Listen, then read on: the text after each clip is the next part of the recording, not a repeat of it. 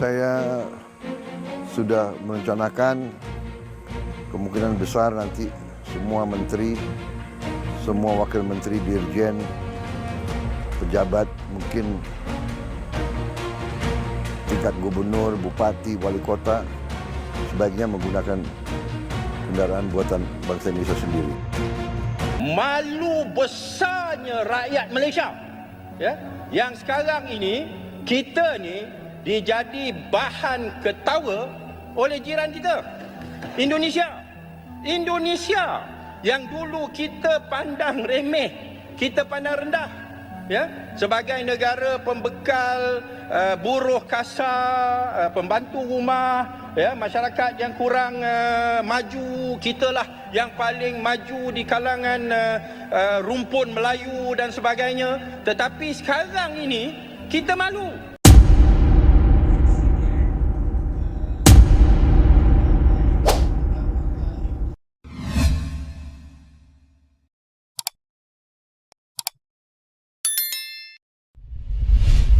Indonesia sempat diremehkan dan disebut miskin oleh Malaysia. Tapi sekarang hal itu berkurang, karena mereka sadar bahwa potensi besar negara Indonesia. Malaysia sadar tidak bisa sendiri-sendiri dan harus bekerja sama dengan Indonesia. Indonesia diramalkan akan menjadi ekonomi besar keempat dunia dan militer yang kuat untuk menjaga kawasan. Di Indonesia, pimpinan Presiden Prabowo Subianto berlepas dari Jakarta ke Akademi Tentera di Magelang, Jawa Tengah bagi menghadiri pemukiman pada Khamis. Berbeza dengan kebiasaan, kali ini jemaah menteri tidak menaiki penerbangan mewah, sebaliknya berlepas menggunakan pesawat Hercules milik Angkatan Udara Tentera Nasional Indonesia TNI. Setibanya di Magelang, mereka tidak menginap di hotel tetapi ditempatkan di kemah sekitar kawasan akademi berkenaan. Tujuan Prabowo mengumpulkan semua 109 menteri dan timbalan menteri, termasuk ketua agensi kerajaan, adalah untuk menjalani pemukiman selama 4 hari. Beliau berharap program berkenaan dapat menanam moral perjuangan dalam kalangan ahli Kabinet Merah Putih selain mengukuhkan perpaduan antara Prabowo dan pasukannya untuk tempoh 5 tahun pemerintahan.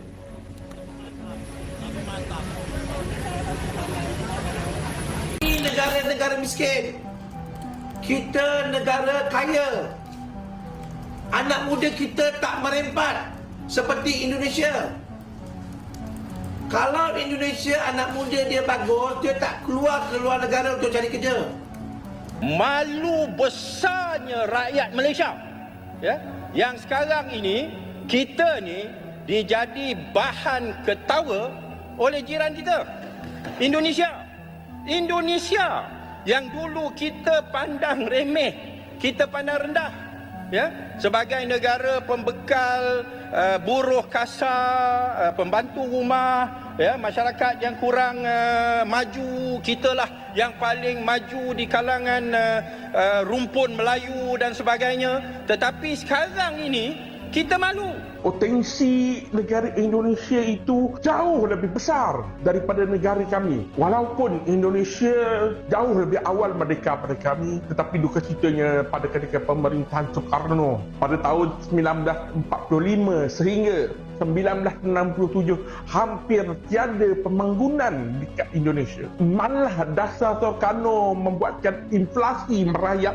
Indeks kos tarikh hidup dekat Indonesia meningkat daripada 100 pada tahun 1958 kepada 600,000 pada tahun 1967. Kiranya boleh kita katakan bahawa pembangunan negara Indonesia bermula dari kosong pada zaman pemerintahan Suharto. Dalam masa yang sama, dekat tanah Melayu ataupun dekat Malaysia pada ketika itu, di bawah kepimpinan Tun Razak dan juga Tun Hussein, telah mengubah ekonomi Malaysia yang bergantung kepada ekspor bahan mentah kepada gantian import. Pada ketika inilah kita dapat lihat pembangunan infrastruktur mula digiatkan. Usaha daripada Tun Razak dan juga Tun Hussein On telah menjadikan tapak untuk zaman industrialisasi di bawah Tun Mahathir pada tahun 1981 hingga tahun 2000. Pada ketika inilah zaman beliaulah menyebabkan ekonomi negara kita melonjak ke tahap yang baru. Boleh lihat peningkatan ekspor Malaysia dasar yang lebih kurang sama, tetapi tidak cukup intensiti yang ada seperti mana yang dilakukan oleh pemimpin-pemimpin Malaysia. Maka ketika inilah yang kita namakan sebagai pemisahan besar ekonomi Indonesia dan juga Malaysia yang pertama. Kedua pula berlaku ketika zaman krisis kewangan pada 1997 hingga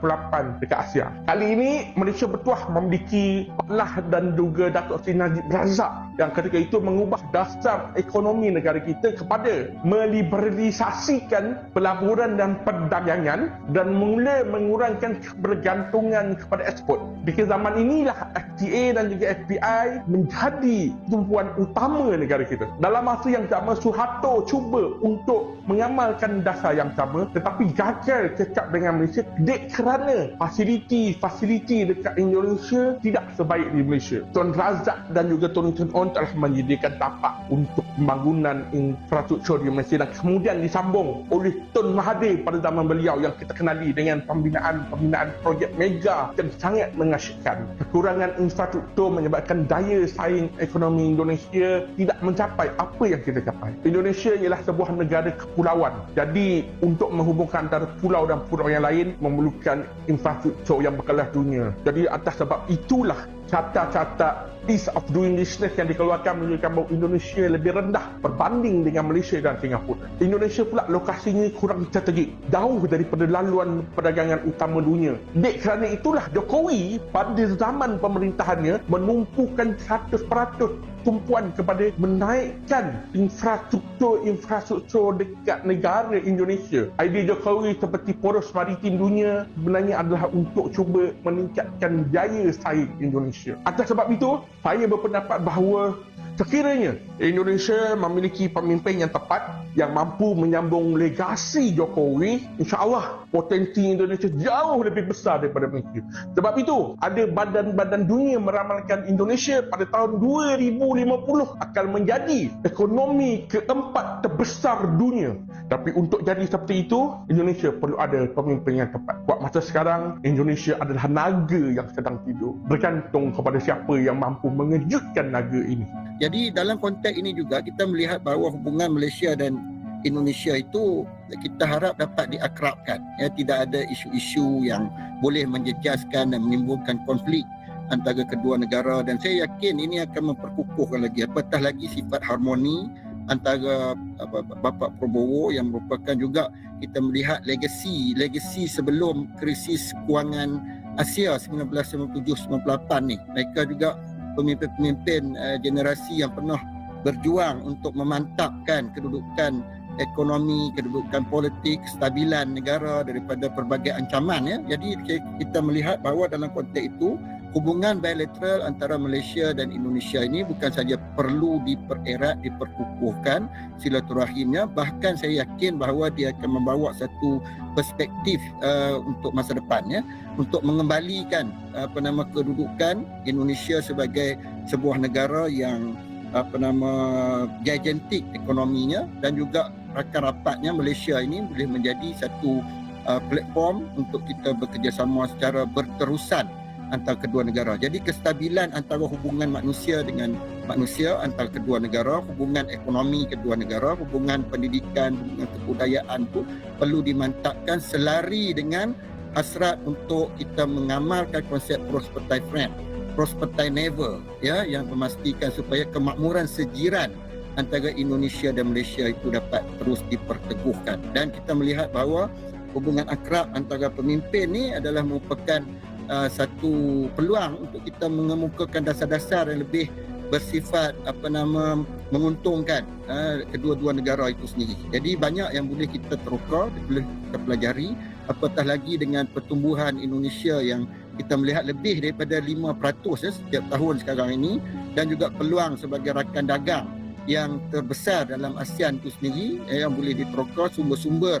alam dan juga sumber kepakaran manusia yang ada di Indonesia itu dapat kita sama-sama kita jalinkan untuk memperkukuh dan mempereratkan lagi hubungan antara kedua-dua negara, dan juga untuk melihat ASEAN yang lebih stabil dengan penerokaan Indonesia ini di bawah seorang pemimpin yang berpengalaman, ya, pernah menjadi menteri. Ini adalah Presiden Bapak Prabowo ini pemimpin ketiga yang pernah menjadi pemimpin dalam angkatan tentera. Sudah semestinya lah kita melihat aspek keselamatan, terutama kalau kita lihat ada banyak isu-isu aspek keselamatan serantau yang perlu kita berikan fokus dan penumpuan. Dan selain daripada itu, sebagai seorang yang sudah pun berusia 73 tahun, semestinya berkongsi pengalaman yang berbagai dalam rencam geopolitik serantau. Jadi ini mungkin memberikan kelebihan untuk perbincangan yang lebih konstruktif, yang lebih membina antara kedua-dua negara dan juga dalam peringkat ASEAN itu sendiri. Perkara-perkara yang kita kongsi secara bersama sejak daripada tamadun Majapahit, sejak tamadun yang sekian lama wujud ni, kita tidak terpisah kewujudan Kesultanan Melayu Melaka dan sebagainya. Menteri Indonesia pimpinan Presiden Prabowo Subianto berlepas dari Jakarta ke Akademi Tentera di Magelang, Jawa Tengah bagi menghadiri pemukiman pada Khamis. Berbeza dengan kebiasaan, kali ini jemaah menteri tidak menaiki penerbangan mewah. Sebaliknya berlepas menggunakan pesawat Hercules milik Angkatan Udara Tentera Nasional Indonesia TNI. Setibanya di Magelang, mereka tidak menginap di hotel tetapi ditempatkan di kemah sekitar kawasan akademi berkenaan. Tujuan Prabowo mengumpulkan semua 109 menteri dan timbalan menteri termasuk ketua agensi kerajaan adalah untuk menjalani pemukiman selama 4 hari. Beliau berharap program berkenaan dapat menanam moral perjuangan dalam kalangan ahli Kabinet Merah Putih selain mengukuhkan perpaduan antara Prabowo dan pasukannya untuk tempoh 5 tahun pemerintahan.